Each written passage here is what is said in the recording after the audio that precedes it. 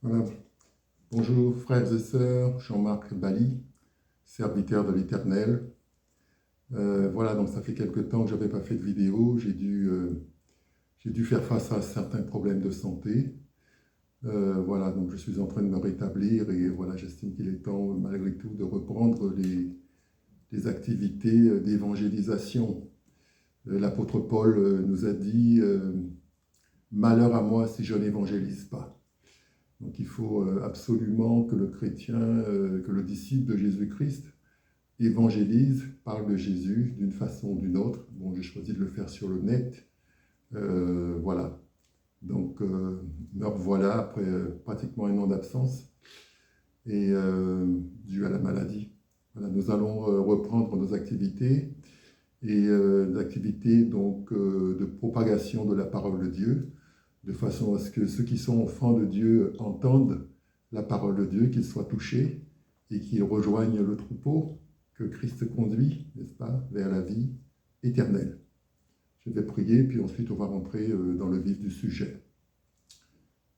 Père, je te rends grâce, je te bénis pour ce temps que nous allons passer ensemble dans ta parole.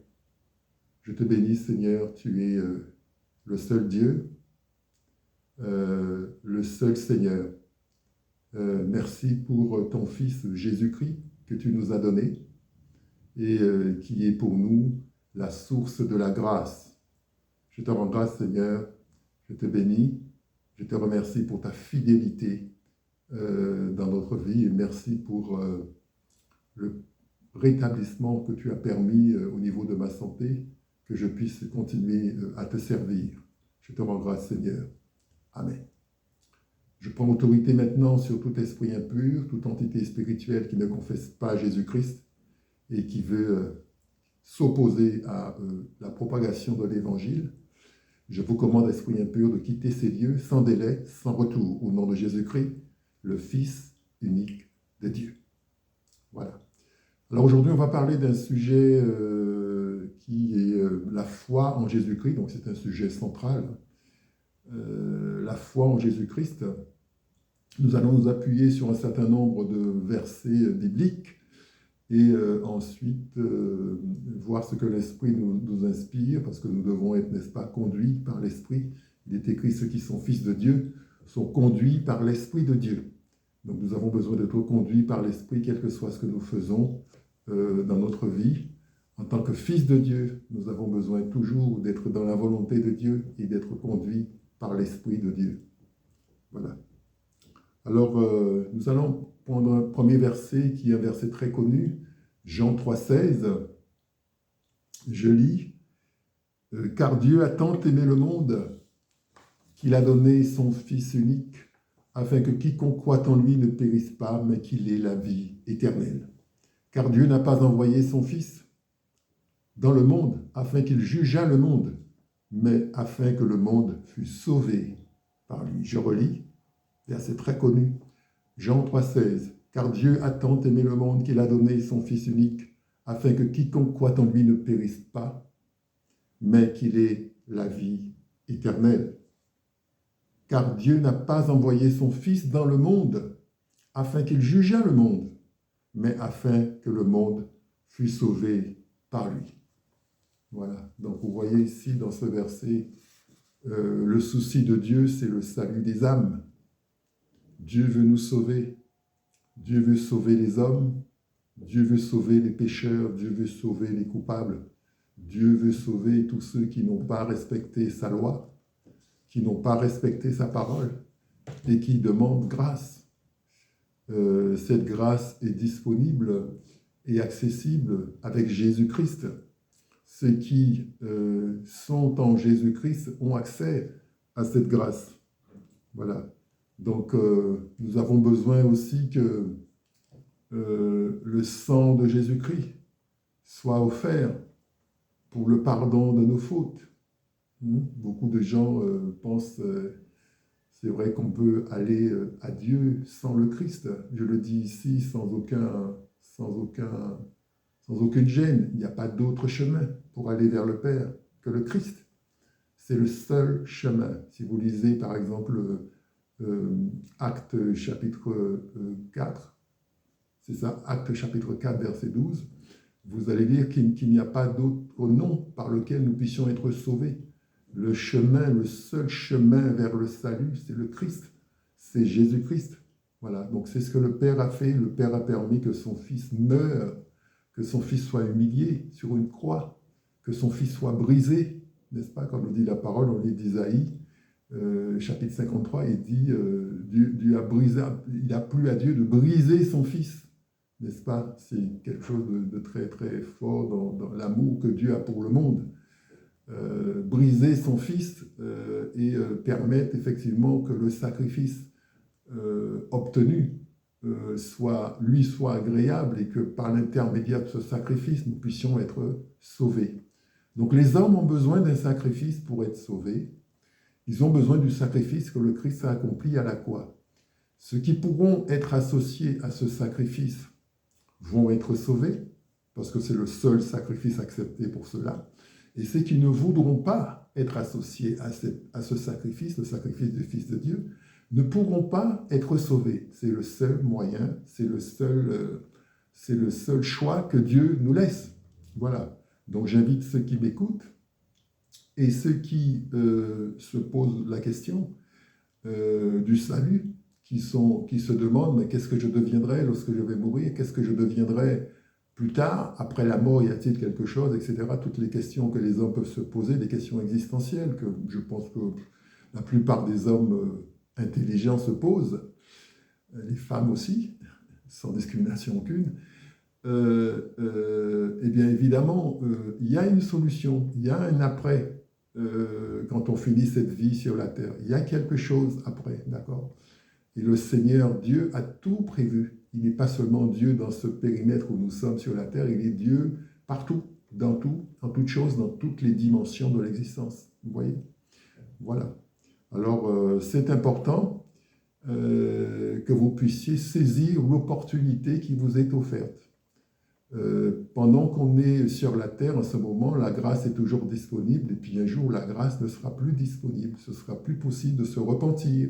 Ce sera plus possible de prier. Vous voyez, je fais des messages, c'est parce que c'est possible. Dieu le permet. Et puis un jour, ce sera plus possible. Vous voyez. Donc il faut faire ça au moment où c'est possible, au moment où Dieu l'accepte, l'accueille encore. Sinon, après, ce sera trop tard. Voilà. J'espère que je ne suis pas trop difficile dans mes explications. Je sais que la vérité de l'Évangile peut heurter. Beaucoup de gens sont très très en dehors de cette réalité-là. Pourtant, c'est le chemin de la vie éternelle. Voilà, il y a un coup à jouer dans cette vie. Voilà, et je suis là pour que ceux qui se demandent ce qu'ils doivent faire de leur vie sachent qu'il y a une réponse à ça, qu'il faut venir à Christ. Christ, c'est l'amour, et Christ est celui qui a accepté de mourir à notre place. Il n'y a aucune autre religion où ça se fait, vous voyez, où on vous propose de payer le prix de vos fautes à votre place. Voilà. Eh bien, c'est ce que le Christ nous propose. Il nous propose la vie éternelle. Donc, ceux qui viennent à Christ doivent le faire d'un cœur sincère, parce que c'est une affaire très sérieuse, hein, comme j'aime à dire, l'Évangile, c'est une affaire de vie et de mort éternelle. Vous voyez, c'est pas quelque chose qui concerne que la vie que nous vivons aujourd'hui, c'est quelque chose qui va au-delà de la tombe. Voilà. Merci Seigneur. Nous allons donc continuer avec un autre passage de la Bible dans le livre des Galates. Galates chapitre 2, verset 6. Il est écrit « Sachant néanmoins que l'homme n'est pas justifié sous le principe des œuvres de la loi, ni autrement que par la foi en Jésus-Christ, nous aussi, nous avons cru au Christ Jésus, afin que nous fussions justifiés par le principe de la foi en Christ, et non pas sous le principe des œuvres de la loi. Parce que sous le principe des œuvres de la loi, nulle chair ne sera justifiée. Je relis. Sachant néanmoins, Galates 2,16, sachant néanmoins que l'homme n'est pas justifié sur le principe des œuvres de la loi, ni autrement que par la foi en Jésus-Christ. Nous aussi, nous avons cru au Christ Jésus, afin que nous fussions justifiés sous le principe de la foi en Christ et non pas sous le principe des œuvres de la loi. Parce que le principe des œuvres de la loi, sur le principe des œuvres de la loi, nulle chair ne sera justifiée. Alors je veux dire une chose ici, une chose très importante, c'est que Jésus et le Christ, c'est la même personne. Il n'y a qu'un seul Christ, et ce Christ, c'est Jésus. On dit Jésus-Christ. Jésus, c'est le Christ. Il n'y a pas plusieurs Christ, il n'y a pas plusieurs Jésus. Le Fils unique de Dieu. Il est unique dans son genre, dans sa catégorie. Il est le Fils unique de Dieu. Il est le Christ. Donc Jésus, c'est le Christ, et le Christ, c'est Jésus. Pas d'autre combinaison. Voilà, ça c'est la première chose, très importante. La deuxième chose, c'est que on voit ici par rapport aux œuvres de la loi, on nous dit, la loi ne sauve pas. Vous avez des gens qui sont encore dans à tenter de respecter la loi, respecter les œuvres de la loi. Vous voyez, c'est généralement des gens qui sont dans le judaïsme. Et ces gens-là essayent de respecter les œuvres de la loi. D'accord ? Donc, il y a des lois à respecter. Et donc, ces lois, on les connaît, ils ont été dans l'Ancien Testament, ils ont été énumérés. Nous avons notamment les 10 commandements, tu ne tueras pas, tu ne feras pas de faux témoignages, honore ton père et ta mère, etc. Ce qui est important, c'est que ceux qui suivent la loi doivent savoir quelque chose. C'est que du moment qu'on a transgressé une seule des lois, on les a toutes transgressées. Du moment qu'on a transgressé une seule des lois, on les a toutes transgressées. C'est ça le côté fragile de la loi quand il s'agit de sauver les hommes. Donc la parole de Dieu est claire, il dit, je reprends, il dit, afin que nous fussions justifiés sous le principe de la foi en Christ et non pas sur le principe des œuvres de la loi. Parce que sur le principe des œuvres de la loi, nulle chair ne sera justifiée. Donc ça, c'est ce qu'écrit l'apôtre Paul, qui a été quelqu'un qui a pratiqué le judaïsme et qui a laissé le judaïsme pour venir à Jésus-Christ. Donc il sait de quoi il parle. Ces paroles sont reprises dans la Bible, vous voyez. Donc la loi ne sauve pas. La loi ne peut pas sauver. La loi échoue à sauver les hommes. Vous avez des gens, moi je fréquentais une église il y a longtemps, où effectivement dans cette église il y avait des allusions au judaïsme à tout va, on parlait de la kippa, la menorah, etc., tous ces attributs juifs, tous ces ustensiles de la foi juive. Et j'avais un peu de mal à comprendre où est-ce qu'on est en fait. Est-ce qu'on est dans le judaïsme ou est-ce qu'on est avec Christ? Ou est-ce que c'est la même chose? Est-ce que les deux sont compatibles ou pas? En tant que chrétien, je me positionne comment? Parce que j'avais du mal à comprendre, à voir. Vous voyez? Et donc, quand on est un chrétien, on est dans une alliance. L'alliance christique, n'est-ce pas? Et l'alliance que Christ nous a acquise à la croix avec le Père. C'est une alliance. Donc, être chrétien, être disciple de Jésus-Christ, ça veut dire que spirituellement, on fait partie d'une alliance. Voilà. Donc, pour entrer dans cette alliance-là, il faut quitter les alliances dans lesquelles on était pour entrer en Jésus-Christ. On ne peut pas être dans deux alliances à la fois. Vous voyez? La parole de Dieu dit, on ne peut pas servir deux maîtres. Ou on aimera l'un, ou on haïra l'autre, mais on ne peut pas servir deux maîtres. Donc, par rapport au judaïsme, c'est la même chose. Ou on est dans le judaïsme, ou on est avec Jésus-Christ, ou on est dans l'alliance christique. D'accord?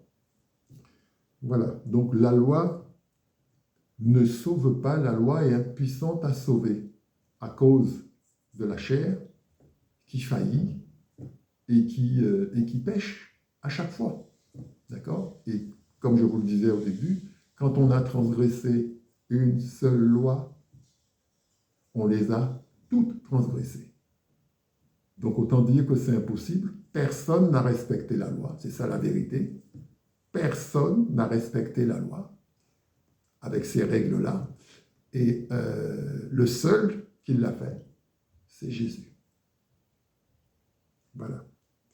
Donc, voilà la question par rapport à la loi, par rapport à des gens qui veulent une liste de choses à respecter. Frères et sœurs, vous n'y arriverez pas. Vous n'arriverez pas à respecter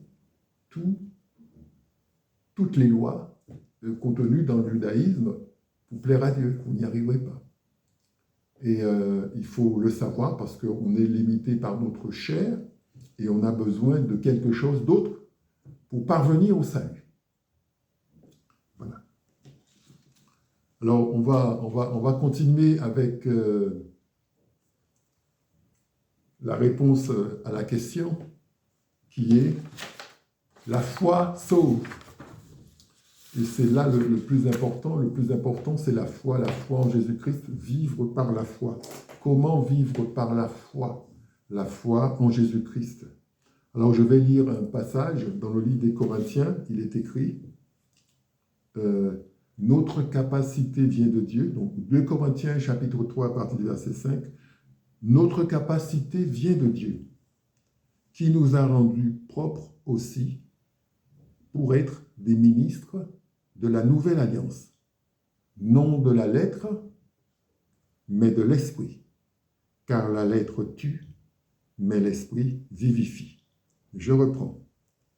Notre capacité vient de Dieu, 2 Corinthiens chapitre 3, verset 5, qui nous a rendus propres aussi pour être des ministres de la nouvelle alliance, non de la lettre, mais de l'esprit. Car la lettre tue, mais l'esprit vivifie. Vous voyez? Donc ça, l'apôtre Paul parle cette fois-ci aux Corinthiens. Et donc, on passe d'une alliance à une autre. Donc, il parle ici de la nouvelle alliance, qui n'est pas de la lettre, c'est-à-dire qui n'est pas de la loi. D'accord? Et la nouvelle alliance, elle est de l'esprit. Donc, c'est une alliance de l'esprit, c'est-à-dire une alliance qui va permettre d'accéder à la vie par l'esprit. Quand je dis esprit, je parle du Saint-Esprit. Esprit de sagesse et d'intelligence, esprit de conseil et de force, esprit de crainte, de connaissance, l'esprit de l'Éternel. Donc, l'esprit de Dieu. Donc, la nouvelle alliance qui produit la vie, l'alliance que Christ nous a acquise à la croix, c'est une alliance de l'esprit. Vous voyez? Et donc, c'est une alliance qui est l'esprit qui fonctionne comment? Pour que ça marche, il faut la foi en Jésus-Christ. Donc, on est dans la nouvelle alliance. L'alliance nouvelle et éternelle. Quand je dis éternelle, ça veut dire qu'il n'y en aura pas d'autre. Il n'y en aura pas d'autre. L'alliance nouvelle et éternelle. Voilà. Donc, il y a deux alliances. L'ancienne alliance, qui est l'alliance judaïque, et la nouvelle alliance, qui est l'alliance christique. Vous voyez? Alliance de la lettre et alliance de l'esprit. Donc, on est dans une alliance de l'esprit, ça veut dire que c'est l'esprit qui nous guide.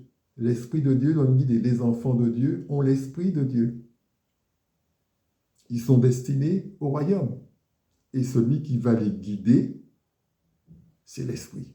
Le travail de l'Esprit, entre autres, c'est de guider les enfants de Dieu. C'est d'enseigner aux enfants de Dieu, c'est de les soutenir, de les conduire vers la vérité tout entière. Vous voyez? Voilà. Alors, il faut demeurer dans cette alliance jusqu'au bout de sa vie. Des gens peuvent croire qu'il suffit d'être chrétien, de dire je suis chrétien, et puis une fois qu'on a accepté ça, c'est quelque chose d'immuable. Non, le salut peut se perdre. Il y a des gens qui peuvent abandonner le Seigneur, abandonner la foi en Jésus-Christ pour faire autre chose. Vous voyez, pour entrer dans d'autres alliances. Et là, évidemment, une fois qu'on fait ça, on se sépare de la grâce. On se sépare de Christ. Et on n'est plus dans les promesses de Dieu. Les promesses de salut, de bénédiction, d'accès au royaume de Dieu. On n'est plus dans ces choses-là. Parce qu'on a quitté le Christ pour aller entrer dans une autre alliance. Donc, on ne peut pas avoir deux alliances. C'est l'un ou l'autre. On ne peut pas être chrétien et franc-maçon. Ce n'est pas possible. On ne peut pas être chrétien et dans les religions traditionnelles du vaudou, etc. Parce que moi, je suis votre père. Des religions, voilà, de l'animisme et tout ça. Ce n'est pas possible. On ne peut pas être chrétien et dans autre chose, dans l'islam. J'ai vu l'autre jour à la télévision des gens qui se disent musulmans chrétiens. Je n'ai rien à dire, il ne faut pas haïr les musulmans parce qu'ils ne sont pas chrétiens. Mais spirituellement, c'est deux choses complètement différentes. Vous ne pouvez pas associer ces deux choses-là. Ça peut pas aller ensemble. Vous voyez? On est dans une alliance. Les chrétiens sont dans une alliance, l'alliance que Christ leur a acquise à la croix. Et les autres, dont les musulmans ou les judaïques, sont dans d'autres choses, dans d'autres alliances. On ne peut pas avoir deux alliances, on ne peut pas avoir deux maîtres. Ce n'est pas possible. Voilà. Alors, c'est ce que je voulais dire. Il y a un dernier passage que je veux citer, qui est dans le livre des Galates, chapitre 3, verset 11, il est écrit « Or, que par la loi, personne ne soit justifié devant Dieu. Cela est évident parce qu'il est écrit « Le juste vivra de foi ». La version la plus connue, c'est « Le juste vivra par la foi ». Donc, frères et sœurs, la grande question pour le chrétien, c'est le domaine de la foi. Il faut absolument que ce domaine soit maîtrisé. C'est par la foi que tout se fait, que tout s'obtient. Et il faut comprendre la foi. Il faut une foi opérante. Il est écrit par ailleurs que la foi sans les œuvres n'est rien. Donc, il faut bien comprendre que la foi seule ne peut rien. Il y a aussi les œuvres avec. Vous voyez? Donc, tout ceci, c'est des sujets spirituels qui doivent être connus du disciple de Jésus-Christ. Le disciple de Jésus-Christ doit faire des progrès dans tous ces domaines-là. Disciple, ça veut dire élève. Ça veut dire étudiant. Donc, on est en formation. Et une fois qu'on aura atteint le niveau requis, mais Christ va nous utiliser dans ce qu'il a prévu pour nous. Voilà. Alors, je vous remercie de votre attention. Voilà ce que je voulais vous dire sur la foi en Jésus-Christ. Je vous remercie de votre attention, frères et sœurs, et je vous dis à bientôt pour une prochaine vidéo. Que le Seigneur vous bénisse et sentez-vous libre de réagir, évidemment. Pour ceux qui verront cette vidéo pour la première fois, abonnez-vous à la chaîne. Ça me permet d'avoir l'algorithme de YouTube, comme on dit, de me sélectionner pour être proposé à d'autres personnes. Le but, effectivement, c'est de diffuser la parole de Dieu. Donc, si vous voulez participer à la diffusion de la parole de Dieu, la parole biblique, voilà, abonnez-vous. Et donc, les messages que je produis seront diffusés au plus grand nombre, à un plus grand nombre à mesure que le nombre d'abonnés augmente. Voilà, je vous remercie encore une fois. Je vous bénis tous au nom puissant de Jésus-Christ de Nazareth et je vous dis à bientôt pour une prochaine vidéo.